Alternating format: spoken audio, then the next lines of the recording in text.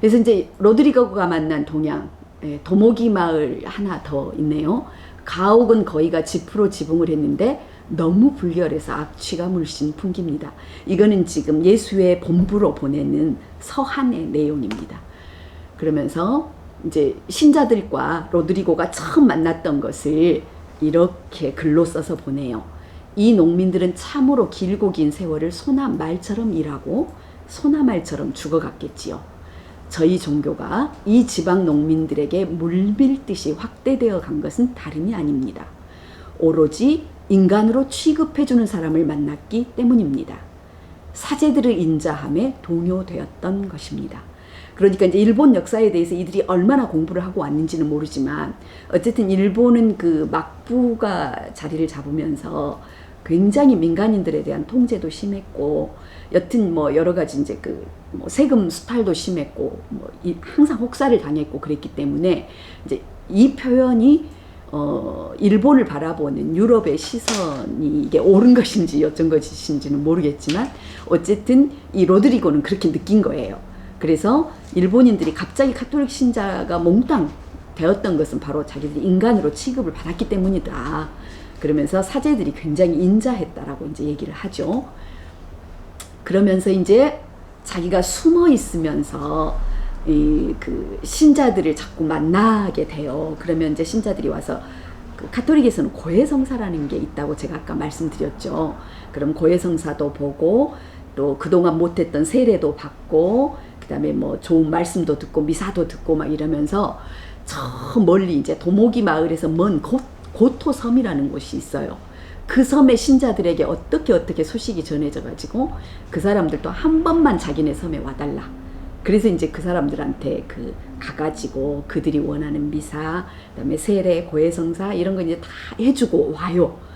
돌아오면서 어쩝니까? 자기가 일본에 와가지고 계속 숨어만 있었는데, 왜냐면 신자들하고 어렵게 만나가지고 그 산속에서 토굴 같은 데서 살거든요. 그래서 늘 자기가 왔지만 페레이라도 찾아보지도 못하고 그 다음에 이 탄압에 눈을 피해서 도망다니다 보니까 뭘 제대로 못했어요. 근데 고토섬에 가서 제대로 뭔가를 하고 오니까 비로소 자신이 유용한 존재가 되었다는 희열의 감정을 느끼게 되는 거예요. 그러면서 자 그때 본인 스스로가 너무 행복해서 이런 이야기를 합니다. 그리스도는 아름다운 것이나 선한 것들을 위해 죽은 것이 아닙니다. 아름다운 것이나 선한 것을 위해 죽는 일은 쉽지만 비참한 것이나 부패한 것들을 위해 죽는 일은 어렵다는 것을 저는 그날 분명히 깨달았습니다. 예, 이 비참한 것이나 부패한 것은 누구를 지칭하는지 감이 오시죠? 그렇습니다. 그들의 눈으로 본 일본 신자들은 바로 이런 거였죠. 예. 근데 이제 어떤 일이 벌어지냐면요. 누가 어쨌는지는 모르지만 결국은 관원에게 꼬리가 잡힙니다.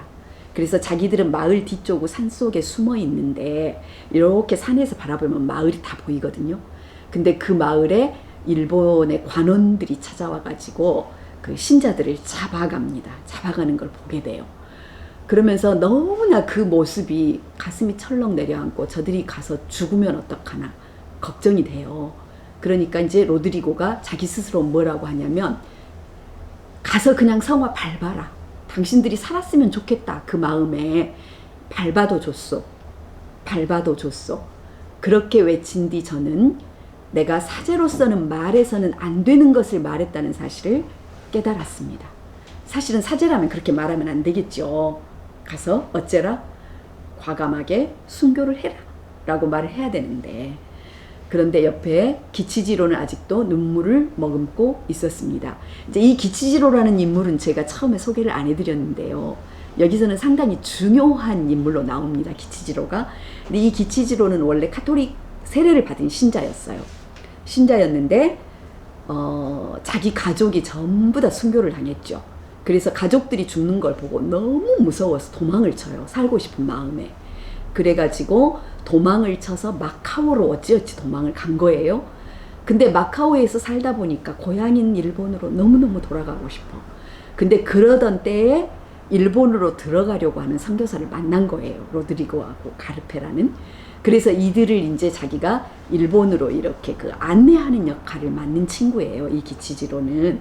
근데 안내하는 역할을 맡는데 실상 안내는 하지만 이 기치지로는 여기서 이제 혹시 기독교 그 이야기, 성경 이야기를 좀 아신 분은 예수를 배반한 제자 유다라는 인물에 대해서 들어보셨을 거예요.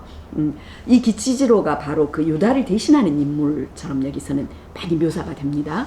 근데 이 기치지로는 수없이 여러 번 배반을 합니다.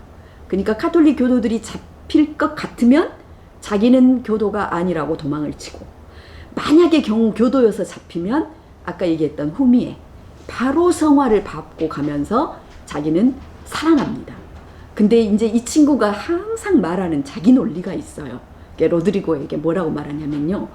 하느님은 무엇 때문에 이런 고통을 주시는지요. 저희들은 나쁜 일이라고는 아무것도 하지 않았는데요. 사실 기치지로는 나쁜 일을 했다고 볼 수 없습니다. 그냥 살기 위해서 그랬을 뿐이니까요. 그래서 이제 뒤에 가면 기치지로 이야기가 자꾸 나오니까 이제 이대로 여기는 한번 넘어가 보도록 하겠습니다. 이제 신자들과 로드리고가 만나면서 이게 많은 사람들이 죽어가는 걸 보게 됩니다. 로드리고가. 그러면서 많은 사람들이 죽어가는 걸 보면서 굉장히 비애를 느껴요. 슬픔을 느끼고. 그래서 본인 생각에는 어찌해야 된다고 생각합니까? 훌륭하신 하느님께서 나타나서 이들을 구해줬으면. 그리고 가톨릭 그 성인, 가톨릭에서는 성인이라는 게 있거든요. 유교에서 말하는 성인하고 또 좀 다릅니다, 개념이. 가톨릭의 성인은 특별한 덕망이 있거나 또는 아주 그 특별한 순교를 통해서 가톨릭에 큰 좋은 영향을 끼친 사람들을 이제 교황이 그 교황 휘하에 그거를 조사하고 또 그 뭐랄까요, 그거를 이제 그 이름을 내리는 기관이 있어요. 성청에서, 성청이라고 하는데, 그래서 이제 그런 분들이 그 성인이라든가를 이렇게 만들어서, 가톨릭 성당에 다니시는 분은 알 거예요. 자기 이름 외에 본명이라는 걸 받습니다. 그게 뭐냐면 가톨릭 성인들의 이름을 따서 나도 그런 분하고 비슷한 신앙생활을 하겠다라는 어떤 자기 그 맹세랄까요? 그런 것 때문에 세례받을 때 이름을 받는 게 있거든요. 그래서 이제 그게 이제 가톨릭 뭐라고 하나요? 성인인데, 많은 경우 순교 성인들이 굉장히 많습니다. 그래서 순교 성인이 많다 보니까 순교 성인에 관한 뭐랄까 굉장히 멋있는 이야기? 그러니까 순교한 사람들이 굉장한 영웅으로 보여지는. 그래서 영웅의 일생은 어쩝니까? 엄청난 고난을 겪고 그것을 극복하고 마침내는 승리에 이르는 게 영웅인데, 이 가톨릭 성인의 승리는 죽는 것입니다. 순교하는 거예요. 적들에게 맞아 죽든 찔려 죽든 어쨌든 죽는 거예요. 근데 죽는 순간에 뭐 하늘에서 엄청난 빛이 쏟아졌다거나, 뭐 목을 잘랐는데 목에서 뭐 분수처럼 하얀 피가 쏟아졌다거나, 각종 이적들에 관한 이야기들이 넘칩니다. 그러니 어쩝니까? 일본인 신도들이 너무나 많이 순교를 당하는데, 이 로드리고 사제가 바라보니까 자기가 알고 있는 성인들의 순교 같은 그런 이적, 그런 위대한 영웅의 흔적, 이런 거 없습니다. 너무나 비참하게 죽고 너무나 불쌍하게 죽어요. 그러면서 이제 여기서 그러니까 그렇게 얘기를 하죠. 저는 오랫동안, 그러니까 무엇을 위한 순교일까요? 물으면서 저는 오랫동안 성인전에 쓰인 그런 순교를, 이를테면 그들의 영혼이 하늘나라에 돌아갈 때 공중에는 영광의 빛이 가득하고 천사가 나팔을 부는 그런 빛나고 화려한 순교를 꿈꿔왔습니다. 하지만 일본 신도의 순교는 그와 같은 혁혁한 것이 아니라 이렇게 비참하고 이렇게 쓰라린 것입니다. 라고 보고서에 씁니다. 그러면서 이제 차츰 이 뭐랄까 회의감에 빠져들게 돼요. 그래서 이제 이거 그림 하나, 이거 침묵을 가지고 만든 영화가 있어요. 영화 사일런스라고, 침묵이죠, 번역하면. 근데 이 사일런스 영화에서 보면은 이제 사실 제가 옆에 쓴 글씨는 영화 장면하고는 뭐 크게 관계가 있는 건 아닙니다. 근데 이제 이 장면하고 좀 뭔가 매치가 될 것 같아서 이제 제가 썼는데요. 지금 이게 수형, 이게 물에서 받는 처형입니다. 물 처형인데 이게 지금 바다예요. 바닷가에다 십자가를 세워놓고 가톨릭 신자들이 저렇게 묵습니다. 그런 다음에 저렇게 세워놔요. 그러면은 바닷물이 들어왔다 나갔다 하지 않습니까? 그 만조시에는 거의 이 숨을 조일 만큼의 물이 들어와요. 그랬다가 물이 쫙 빠지면 이제 온몸이 드러나죠. 그러니까 순식간에 사람을 죽이는 게 아니라 저 상태로 묶어서 놔두면 못 먹고 기진맥진하고 힘들고 숨쉬기 어렵고 그래서 고통 중에 한 일주일 뭐 이상 걸려서 사람이 죽는다고 해요. 그런데 이제 이 침묵 책에 보면은 이렇게 죽어가는 사람들이 자기의 두려움을 극복하기 위해서 노래를 부릅니다. 그래서 이제 순교자의 노래라고 하는데 그 노래의 가사가 참배하자 참배하자 파라이주의 궁전으로 가자. 파라이주 궁전이라 하지만 넓고 넓은 궁전이라 하지만 노래는 이렇게 끝납니다. 그러니까 여기에는 뭐랄까 엄청난 희망이 보이지 않아요. 파라이주가 천국의 아마 그쪽 일본식 발음인가 봐요. 그래서 하늘나라에 갈 거라고 기대를 하면서도 거기에 대한 뭐랄까 비애랄까 슬픔이랄까 훨씬 강한 이제 그런 노래인데 이 노래가 책에 여러 번 나오거든요. 순교자들이 순교할 때 이 노래를 불러요. 그래서 뒤에는 그 형을 집행하는 관원들이고 이제 여기 옆에 보면은 그 십자가를 이렇게 세우는 장면인 것 같아요. 줄로 묶어가지고. 그래서 저렇게 해서 많이 이제 처형을 했다고 합니다. 이제 여기서부터는 글씨가 조금 작습니다. 예. 시간이 없어서 그 화면에 확 잘 보이게 글씨가 좀 커야 되는데 제가 좀 잘 읽어드리겠습니다. 예. 그때 이제 이 회의하는 로드리가 고민을 하게 되죠. 로드리고 신부가 이제 이런 장면들, 촬영하는 장면들을 보면서 색바랜 누더기처럼 되어버린 인간, 수용당하는 인간들 보면서 그렇죠. 그 다음에 그러한 인간과 인생을 버리지 않는 것이 사랑이다. 신부는 그것을 알고 있었지만 아직 기치지로를 용서할 수는 없었다. 왜냐하면 기치지로가 수없이 그 배반을 하거든요.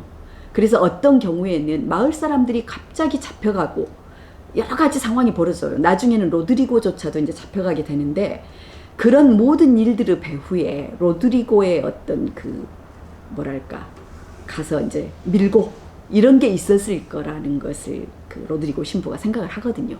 그래서 기치지로를 용서하기가 정말 어려운 거예요. 근데 이제 그 이노우에라고 그 나가사키 쪽에서 엄청난 그 순교자를 만들어낸, 그러니까 뭐라고 뭐 우리로 치면은 고문기술자라고 해야 될까요? 근데 그 지방 행정관 같은 사람이 있어요. 근데 이 사람에 대해서 들을 때는 고문 그 집행관이니까 엄청 그 뭐랄까 무섭고 그다음에 사람들에 대해서 괴물 같은 인상일 줄 알았는데 막상 로드리가가 만나보니까 아주 자애로운 노인의 얼굴입니다. 근데 이 사람은 그 배교를 강요하는데 절대 폭력을 쓰지 않아요. 자기 손으로는. 그러면서 어째요? 상당한 대화를 통해서 다시 얘기하면 네가 생각하는 신앙이라는 게 뭔가를 자꾸 회의하게 만드는 교묘한 대화를 합니다. 뭐라고 얘기를 하냐면 어떤 땅에서는 잘 자라는 나무도 땅이 바뀌면 마르는 일이 있다. 가톨릭교라고 부르는 나무는 이국에서는 잎도 무성하고 꽃도 피우지만 우리나라, 그러니까 이 사람이 말하는 우리나라는 일본이겠죠. 우리나라에서는 잎이 시들어 봉오리 하나 맺지 못한다. 흙이 다르고 물이 다르다는 것을 신부는 생각한 적이 없는가? 물어보는 거예요. 로드리고한테. 그러니까 네가 보편 종교라고 생각하는 그 종교가 세상 어디서나 다 보편일이라고 생각하느냐. 왜 우리 일본에 대해서 네가 그렇게 모르고 와서 일본 사람들을 마치 뭐 도움이나 주는 것처럼 착각하지 마라. 지금 그 이야기인 거예요. 그러면서 이제 이 로드리고가 보는 앞에서 신자들을 죽여요. 로드리고에게는 그때까지 한 털끝 하나도 손대지 않습니다. 그러니까 뭘 느끼게 만들어요? 속으로 고민하게 만드는 거죠. 그래서 결론적으로는 그 눈앞에서 자기하고 같이 왔던 아까 그 수형, 물속에서 처형당하는 사람들이 자기를 극진하게 대접했던 신자들이에요. 근데 이 신자들이 거기서 죽거든요. 근데 만약에 네가 배교한다면 저들을 살려주겠다라고 얘기를 해요. 되게 고민되는 상황이죠. 근데 자기하고 같이 왔던 가르페 신부는 저들을 그러니까 내가 배교하겠다라는 말을 할 수가 없기 때문에 그 수형을 당하고 있는 사람들을 향해서 가요, 바닷가로. 그래서 결국 물에 빠져서 죽거든요, 가르페는. 그걸 자기 눈앞에서 봅니다. 근데 자기는 아무 말도 할 수가 없어. 그래서 이제 그렇게 해서 수많은 사람들이 죽었고, 그 다음에 자기를 또 잡혀있는 공간에서 자기를 이렇게 봉양해줬다고 할까요? 했던 그 신자 하나는 자기가 구덩이를 파서 그 구덩이에 이렇게 묻혀서, 산채로 묻혀서 죽는 그런 형을 당하거든요. 그래서 이제 그 사람이 죽는 걸 보고 굉장히 충격을 받습니다. 이런저런 죽음 때문에. 근데 하늘은 너무 푸르고 새들은 아무러한 일도 없다는 듯이 우지짓고, 이제 그 상황을 지금 로드리고가 이야기를 합니다. 이해할 수 없는 것은 이제 금방 이제 순교라는 그 상황이 벌어졌어요. 이 뜰 안에 정적과 매미 소리와 파리의 날개 소리였다. 한 인간이 무참히 죽었는데도 바깥 세상은 전혀 그런 일이 없었던 것처럼 전과 다름없이, 이제 중략. 이것이 순교란 말인가? 무슨 의미가 있단 말인가? 그러면서 비로소 묻습니다. 왜 당신은 침묵하고 있는가? 당신은 지금 저 애꾸는 농민이 오로지 당신 때문에 죽었다는 사실, 그것을 알고 있을 것이다. 그런데도 왜 이런 정적이, 이런 고요가 계속되는가?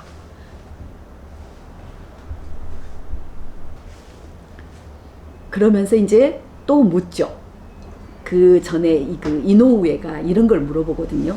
우리 불교에는 자비라는 것이 있다. 그러면 너희 천주교에도, 너희 가톨릭에도 사랑이라는 게 있다면서 그 사랑과 자비가 어떻게 다르냐? 어떻게 다르길래 너희는 너희 신자라는 사람이 저렇게 죽어가는데도 눈 하나 깜짝 않고 그 교회를 계속해서 사람들에게 선교하려고 생각하느냐라고 물어보거든요. 근데 이제 이 이야기를 듣고 본인도 많이 생각을 하게 돼요, 로드리고도. 그러면서 만약 그분이 사랑 그 자체라면 최후에는 왜 유다를 쫓아버린 것일까? 유다가 피밭에서 목을 매달고 영원히 어둠 속으로 가라앉아 가는데도 그는 왜 내버려 두었던 것일까? 달리 얘기하면요, 자기가 아까 말한 기치지로를 되게 미워하게 됐잖아요. 그런데 예수가 느꼈을, 예수를 배반한 유다에 대한 감정을 나 또한 느껴보는 거예요. 느끼면서 그럼에도 불구하고 기치지로에 대한 자기도 모르는, 뭔가 모르는 이해심, 수많은 사람들이 죽어가는 상황에서 살고자 하는 어떤 인간의 마음을 바라보면서 자기도 모르게 유다를 이해하게 되는 거죠. 그리고 이제 그 이야기, 여기도 이제 장면 하나 잡아봤습니다. 영화 사일런스에서 나오는 로드리고와 기치지로입니다. 아마 이 기치지로가요, 로드리고를 나중에 밀고를 하거든요. 해서 잡혀갑니다. 그래서 여기 이제 갇혀 있는데도 거기까지 끝까지 쫓아다녀요. 쫓아다니면서 신자로서 자기한테 고해성사를 받게 해달라고. 그러면서 계속해서 신앙 고백을 하고 신앙에 관한 이야기를 해달라고 합니다. 그래서 이 기치지로가 굉장히 독특한 인물로 이제 그려지는데요. 이제 보시죠. 이제 로드리고와 기치지로에 대해서 이제 그 책에 나와 있는 일정 부분 이제 한번 얘기해 볼게요. 예, 제일 처음에 기치지로를 만났을 때 굉장히 교활하게 보입니다.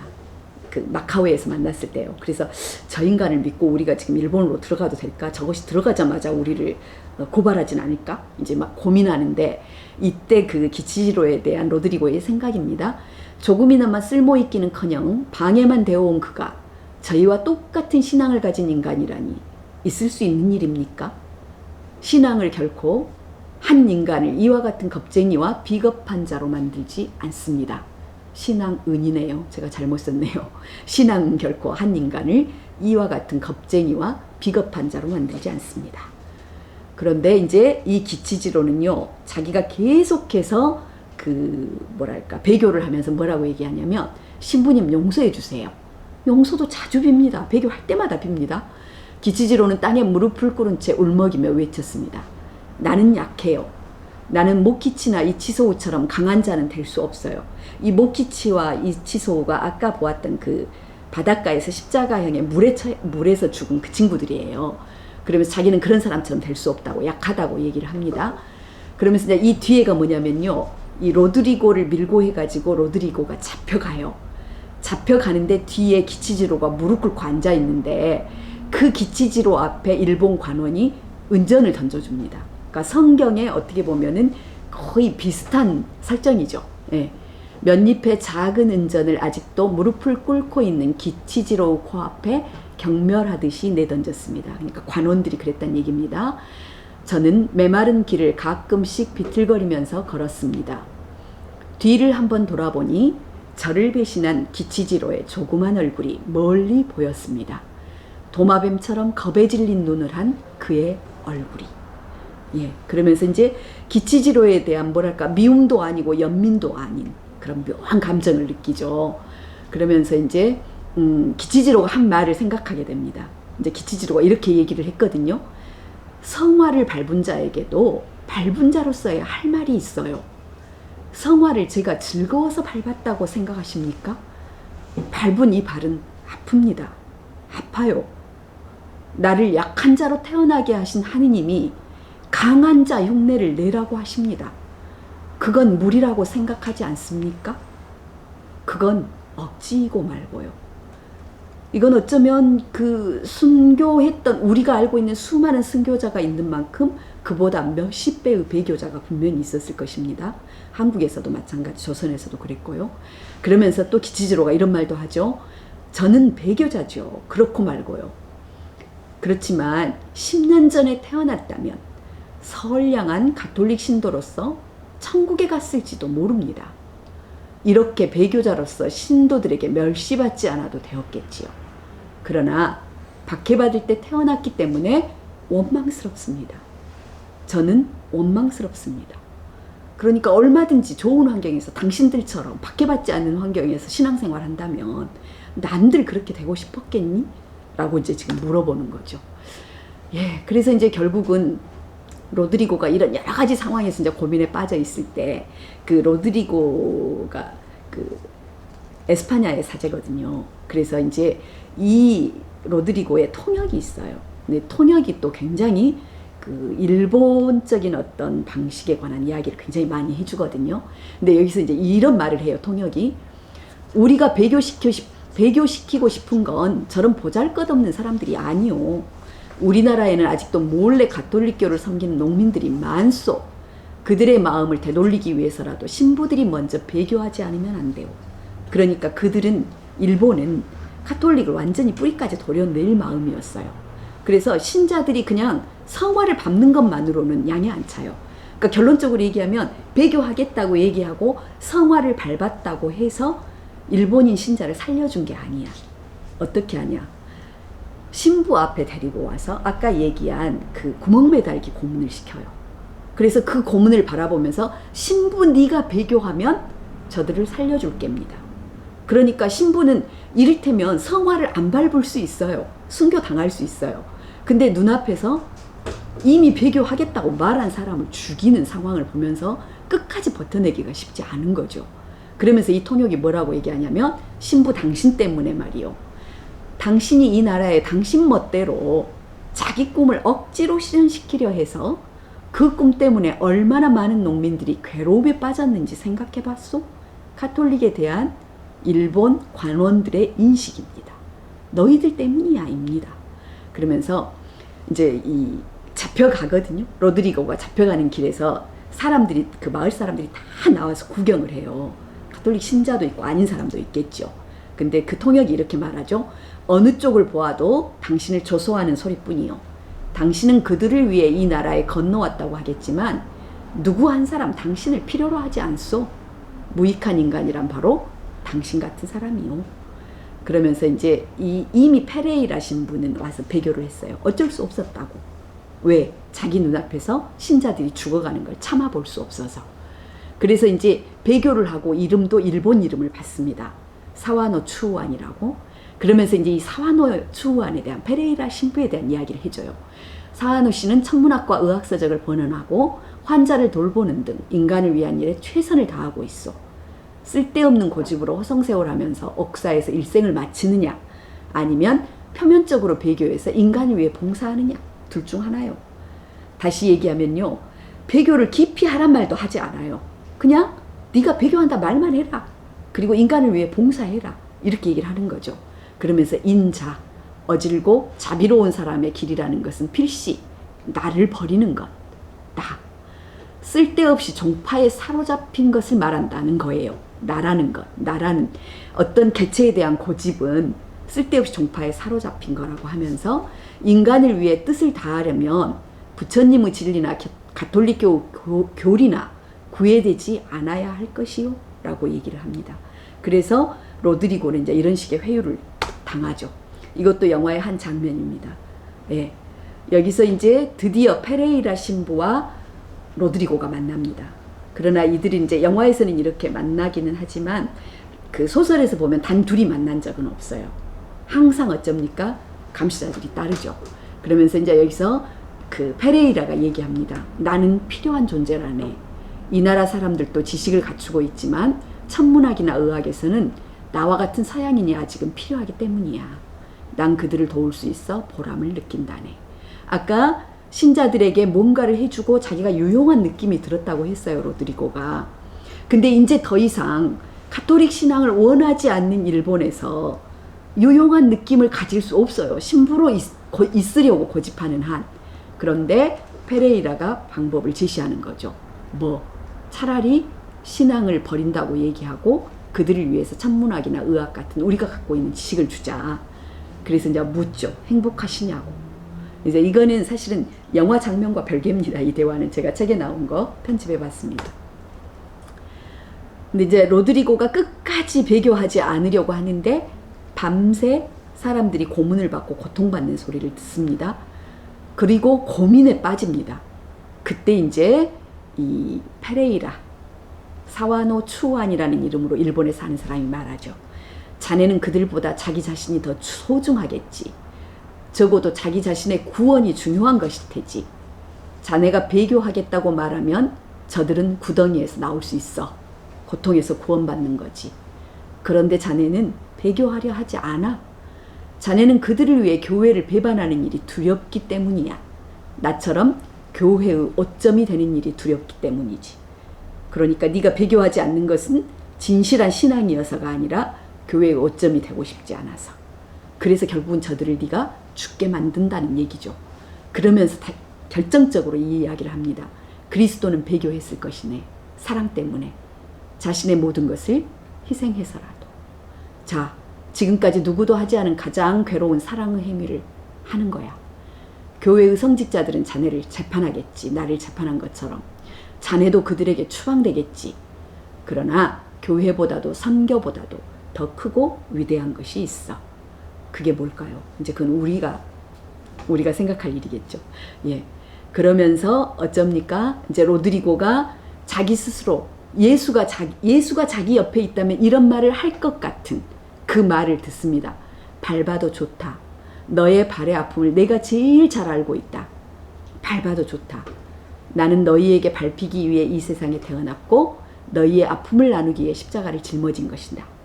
이렇게 해서 신부가 성화에 발을 올려놓았을 때 아침이 왔다. 멀리서 닭이 울었다. 성서를 읽으신 분은 아실 겁니다. 베드로의 이 배반 끝에 닭이 운 이야기, 이제 그 일종의 패러디죠. 이것도 영화에 나온 장면입니다. 로드리고가 개울물에 얼굴을 비춰볼 때 그 박해받은 예수, 슬픈 예수의 얼굴이죠. 이제 이것도 그냥 하나 넣어봤습니다. 이제 마지막으로 가겠습니다. 소설 침묵을 덮으며 이제 이야기 들어가 보죠. 자, 결국은 이 로드리고도 배교합니다. 하고 이름도 새로 받습니다. 오카다 사네몬이라고. 그러면서 오카다 사네몬으로 살아가게 된 로드리고가 이렇게 이제, 그런데도 이 로드리고에게 기치지로가 또 찾아옵니다. 왜? 우리 일본에는 이제 가톨릭 사제가 더 이상 없습니다. 근데 나는 수없이 배교했으나 여전히 나는 가톨릭 신도입니다. 그러니 당신은 나에게 고해성사를 줄 의무가 있습니다 하면서 쫓아와요. 그러니까 이 로드리고가 얘기하죠. 이제 그동안 자기도 수많은 고민 끝에 어떻게 보면 자기도 기치지로와 같은 길을 걸어버렸지 않습니까? 그러니까 기치지로에게 마지막으로 이렇게 이야기를 합니다. 강한 자보다 약한 자가 고통스럽지 않다고 누가 단언할 수 있겠소? 그러면서 너에게 죄는 없다. 너의 죄를 말하자면 하느님의 이름으로 사해 주겠다. 그러면서 안심하고 가시오 라고 이야기를 합니다. 그러면서 자기 스스로 이제 이렇게 얘기를 하죠. 나는 그들을 배반했을지 모르나 그들은 본국에 있는 가톨릭 이제 뭐 사제들이나 교부 사제들이나 그렇겠죠. 결국 그분을 배반하지는 않았다. 자기의 신앙인 대상인 예수를 말하겠죠. 지금까지와는 아주 다른 형태로 그분을 사랑하고 있다. 내가 그 사랑을 알기 위해서 오늘까지의 모든 시련이 필요했던 것이다. 나는 이 나라에서 아직도 최후의 가톨릭 신부이다. 그리고 그분은 결코 침묵하고 있었던 게 아니다. 바로 그분이 침묵하고 있었다 하더라도 나의 오늘까지의 인생은 그분과 함께 있었다. 그분의 말씀을, 그분의 행위를 따르며 배우며 그리고 말하고 있었다. 그래서 배교해버린 자기의 인생에 대해서 이제 마지막으로 이렇게 이야기를 해요, 로드리고가. 그리고 이제 뒷부분은 이제 네덜란드는 그 일본하고 계속해서 이렇게 할 수 있었다고 했잖아요. 예, 통상을. 그래서 네덜란드 선원의 일기로 이들의 삶이 어떻게 흘러가고 있는가가 간단하게 설명되는 것으로 이 소설은 끝납니다. 그러니까 로드리고의 말은 이렇게 끝나요. 이것으로. 그래서 이제 이걸로 소설이 끝나면서 이제 저는 우리가 이제 긴 시간 침묵에 대해서 이야기를 했는데 우리도 한번 이런 질문을 한번 이 소설의 끝에 과연 이 로드리고의 이 말은 자기 인생이 헛되지 않았다는 자기 변명일까? 아니면 정말 그럴 수밖에 없었던 자기에 대한 위안일까? 아니면 진실로 신앙이라는 것이 무엇인가에 대한 어떤 깨달음에 관한 이야기일까? 이거를 한번 우리가 좀 생각해 볼 점인 것 같아요. 이 침묵이라는 소설을 덮으면서. 그래서 제가 이거 지금 한 3가지 정도 우리가 한번 생각해 보자는 차원에서 지금 문제를 한번 던져봤습니다. 보편의 진리, 우리가 흔히 카톨릭이라고 부르는 이 보편의 진리, 보편의 신앙이란 과연 가능한 개념인가? 이 지구상에 수많은 나라가 있고 수많은 사람이 있고 수많은 믿음이 있는데 이 가톨릭이라든가 개신교라든가 어쨌든 그리스도교가 저질렀던 그 수많은 폭력적인 선교 이런 것들이 오로지 보편의 진리라는 개념에서 왔을 텐데 과연 이것이 가능한 개념인가? 그래서 서구인들이 동양인들에게 우리에게 생각했던 그런 어떤 것들 아프리카에서도 마찬가지고 이제 이런 것들을 한번 생각해 보자는 거. 그리고 이제 3번째로는요. 우리가 어차피 이제 그들이 보는 아시아에 대해서 지금 이 침묵을 가지고 이야기를 해보기로 했기 때문에 그들이 바라볼 때는 교화 대상이었어요. 일본인이 처음에는. 그런데 선교 신부로서 왔어. 교화 대상을 교화시키고 선교하기 위해서 왔으나 거기에서 나는 어떻게 변모되었던가.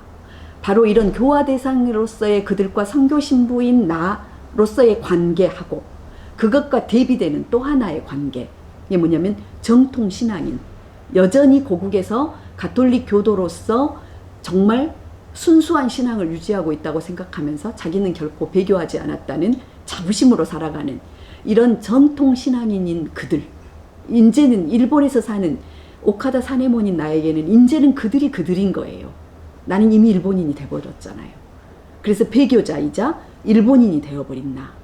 이제 요거를 한번 이 소설을 통해서 우리가 한번 봐보면 그들이 보는 아시아는 어땠으며 아시아인인 우리는 또한 그들을 어떤 방식으로 받아들이고 어디까지 갔던가. 이제 이것에 대한 어떤 그 좀 생각거리를 제공할 수 있을 것 같아요.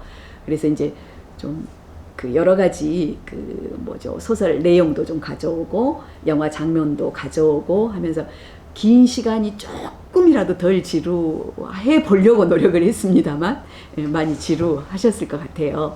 그러나 이제 이 작품은 그 신앙 뭐 가톨릭 신앙이든 그리스도교 신앙이든 신앙생활을 하지 않는다고 하더라도 인간이 인간에 대해서 갖는 어떤 예의 또는 내가 옳다고 생각하는 것과 네가 옳다고 생각하는 것 사이에 어떤 간극이 있는 곳이라면 이 소설이 주는 어떤 게 분명히 있겠다 생각이 됩니다. 그래서 요즘 우리 뭐 차별금지법이니 뭐 평등법이니 뭐 여러 가지 이제 우리 사회에도 이슈가 있습니다만 이 소설 침묵이 지금 현재 우리나라에서도 하나의 그 울림으로서 올 수 있지 않을까 생각을 해봅니다. 그래서 이제 그런 정도의 어떤 마무리를 하면서 소설 침묵에 관한 그래서 오래된 신에 대한 오래된 질문 주여 어찌하여 침묵하십니까?에 관한 강의를 마치도록 하겠습니다. 긴 시간 수고하셨습니다. 고맙습니다.